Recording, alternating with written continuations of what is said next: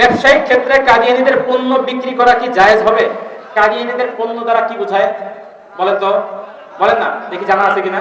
হ্যাঁ, প্রাণ আরএফএল, এটা কাদিয়ানীদের কোম্পানি। প্রাণ আরএফএল এর যে মালিক, প্রধান মানে প্রতিষ্ঠাতা মেজর জেনারেল আমজাদ চৌধুরী মারা গেছেন।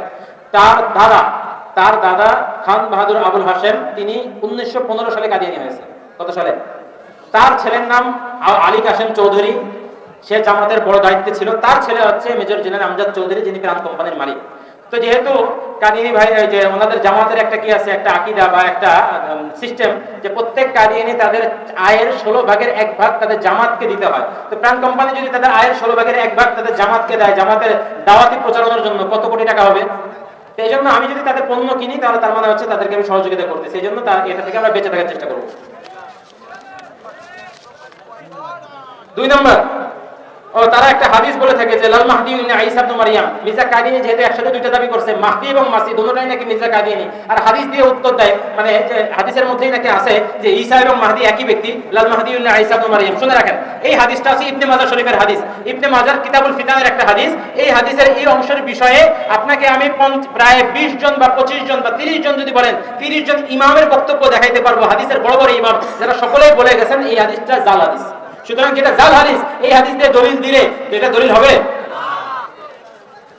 আচ্ছা, প্রতিটি দুরূদ এর মধ্যে সাল্লাল্লাহু আলাইহি সাল্লাম, কিন্তু নামাজের মধ্যে যে দুরূদ পড়া হয় তার মধ্যে সাল্লাল্লাহু আলাইহি সাল্লাম নেই কেন? যেই দুরূদের যেই হুকুম আপনাকে, যেটা শরীয়তে যেভাবে বলা আছে ওটা ওইভাবেই করতে হবে। নামাজের মধ্যে বিষয়টা এক ধরনের, আর নামাজের বাইরে হিসাবটা এক ধরনের, এটা নিয়ে আরো আলোচনা করতে হবে। বাকি এখন যেহেতু এই রিলেটিভ উত্তরগুলো আমি দিব, বাকিটা উনি দিবেন ইনশাআল্লাহ। তার বিরুদ্ধে আমরা আইনের ব্যবস্থা কেন নিচ্ছি না? এখানে আইনের ব্যবস্থা নেওয়ার জন্য যে প্রথম ধাপগুলো যেগুলো আছে, ওই ধাপগুলোতে আমাদেরকে অতিক্রম করতে হবে। এটার প্রথম ধাপ যেটা আমরা করি না, যেটা আমাদের নাই, সেটা হচ্ছে আমাদের সারা বিশ্বের, সারা বাংলাদেশের সকল মুসলমানের কানে কাদিয়ানীদের আসল কুফরি আকীদা, তাদের হাকিকতগুলো আমাদেরকে স্পষ্ট করতে হবে, এই আওয়াজ তাদেরকে দিতে হবে। এখন আমাদের সাধারণ যাদেরকে নিয়ে আমরা আন্দোলন করব, সাধারণ যারা আমাদের জেনারেল শিক্ষিত ভাইয়েরা আছে, বিভিন্ন উকিল আছে, ডাক্তার আছে, এনারা নিজেরাই তো কাদিয়ানী কি জিনিস জানে না। তো আপনি যখন আওয়াজ তুলবেন, তাদেরকে পিছনে পাবেন।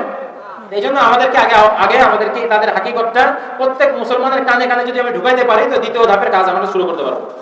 আসসালামু আলাইকুম হযরত, আমার নাম মোহাম্মদ সাজিদ। আমার প্রশ্ন, হযরত মুহাম্মদ সাল্লাল্লাহু আলাইহি ওয়াসাল্লাম, হযরত মুহাম্মদ মুস্তাফা সাল্লাল্লাহু আলাইহি ওয়াসাল্লাম কেন জিবরিল আলাইহিস সালাম জিবরিল আলাইহিস সালাম রাসূল করিম সাল্লাল্লাহু আলাইহি ওয়াসাল্লামের কলিজা কেন কি বলেন ধুয়েছেন, পরিষ্কার করেছেন? হ্যাঁ, এটা মূলত আল্লাহ রাসূল সাল্লাল্লাহু আলাইহি ওয়াসাল্লাম একটা শারাফাত, মানে শারাফাত একটা মর্যাদা দেওয়ার জন্য। এমন বিষয়টা না যে তার অন্তর অপবিত্র ছিল, আল্লাহ তাআলা পবিত্র করেছেন, বিষয়টা এমন না। বরঞ্চ এটা আল্লাহ তাআলা আমাদের নবী সাল্লাল্লাহু আলাইহি ওয়াসাল্লামের মর্যাদাকে আরো বাড়ানোর জন্য, এখানে আরো নূর এবং মাআরিফ ঢুকানোর জন্য এই কাজটা করা হয়েছে। বিষয়টা এমন না যে এখানে কালো ছিল সাদা করা হয়েছে, এবং সাদা ছিল, সাদার মধ্যে আরো সাদা ঢুকানো হয়েছে।